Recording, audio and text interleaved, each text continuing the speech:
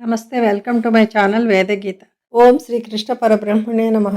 ఈరోజు ఆంధ్ర మహాభారతం భీష్మ పర్వం 6వ భాగం. వీరాధి వీరుడైన అభిమన్యుడు భీష్ముని చుట్టూ ఉన్న వీరులను నొప్పించి భీష్ముని ఎదుర్కొన్నాడు. తరంగిణి తనయుడర్జున నందను సోతు కేతుదండము ఇరుమూడు తూపుల పడన్ కడుబెట్టిదమేసి ఉజ్వలాస్త్రములడరింపకూడికొని తక్కటి ఏవురు పెక్కులమ్ములొక్కము గిరయంబునన్ కురియగా గిరివోలిన తండు దగ్రుడై. గంగాసుతుడు భీష్ముడు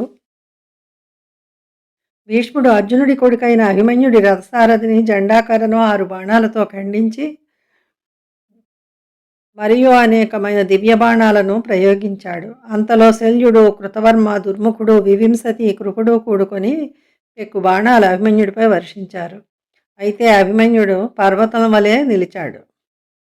వారల శరవర్షంబులు వారించుచు వేరవేర వాలంపగముల్ వారలపై కురియుచు కురువీరుని తాళధ్వజంబు విరగగనేసెన్. వారు తనపై వర్షించిన బాణాలన్నిటినీ నిరోధిస్తూ వారిపై వేరువేరుగా తను కురిపిస్తూ కురువీరుడైన భీష్ముని జెండా అయిన తాళధ్వజాన్ని కూల్చివేశాడు. తాటి సిడము విరిగి ధరణిపై కోలిన పాండురాజసుతుల బలములెల్ల ఒక్క పెట్టయార్చే ఒక్కరి కౌరవసేన జోదుపిండు చిన్నబోయే. తాటి చెట్టు గుర్తుగల జెండా విరిగి నేల మీద పడిపోయింది. పాండవ సేనలన్నీ ఒక్కసారిగా సింహనాదం చేశాయి. కౌరవ సేనలు చిన్నబోయాయి.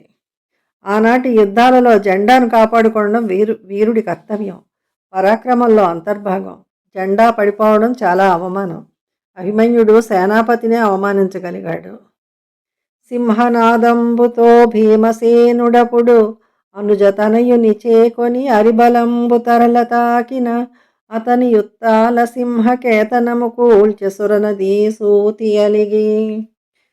అభిమన్యుడు భీష్ముని జెండా కూల్చి వీరవిహారం చేసేటప్పుడు భీముడు సింహనాదం చేస్తూ అక్కడికి వచ్చి తన తమ్ముడి కొడుకైన అభిమన్యుడికి సహాయంగా నిలిచి శత్రుసేనలు వెనుకంజ వేసేటట్లుగా తలపడ్డాడు.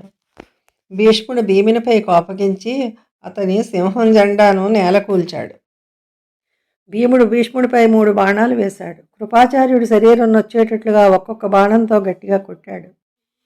కృతవర్మ అవయవాలను 8 బాణాలు వేసి నొప్పించి సింహనాదం చేశాడు. భీముడు శల్యుడిని సమస్యలు చేశాడు.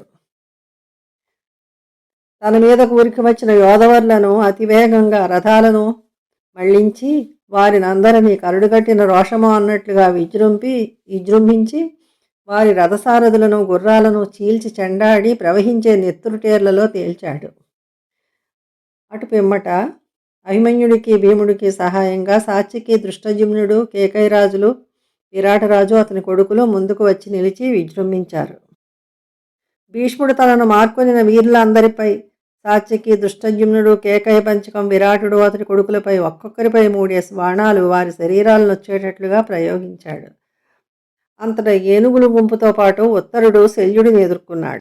శల్యుడు శక్తి అనే ఆయుధాన్ని ప్రయోగించి ఉత్తరుడిని సంహరించాడు. ఉత్తరుడు చనిపోవడం చూసి అతని సోదరుడు శంఖుడు శల్యుడిని ఎదుర్కొన్నాడు. అది చూసిన భీష్ముడు కొందరు మహారథులతో కలిసి శంఖునిపై విజృంభించాడు. భీష్ముడు ప్రయోగించిన బాణాలకు తాళజాలక శంఖుడి రథసమూహం పెద్ద గాలి తాకిడికి చెదిరిపోయే మబ్బుదొంతర వలె చెదిరిపోయింది. ఆ దృశ్యం చూసి అర్జునుడు తన రథాన్ని అడ్డంగా తిప్పించి ఆ చోటుకి చేరుకున్నాడు. జగదేక వీరులైన భీష్ముడు, అర్జునుడు ఒకరితో ఒకరు తలపడ్డారు. మత్స్యదేశపు రాజు కొడుకు శంఖుడు విరదుడై కత్తి చేత పట్టుకుని రథం నుండి దూకి వేగంగా అర్జునుడి రథం వెనుకకు పోయి దాక్కున్నాడు. భీష్ముడు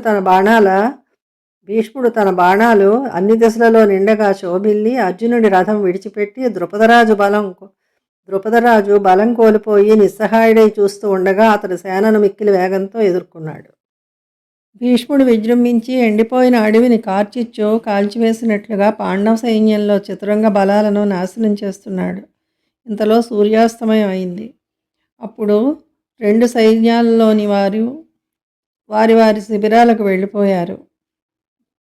మరొక వీడియోతో మళ్ళీ కలుద్దాం. Thank you.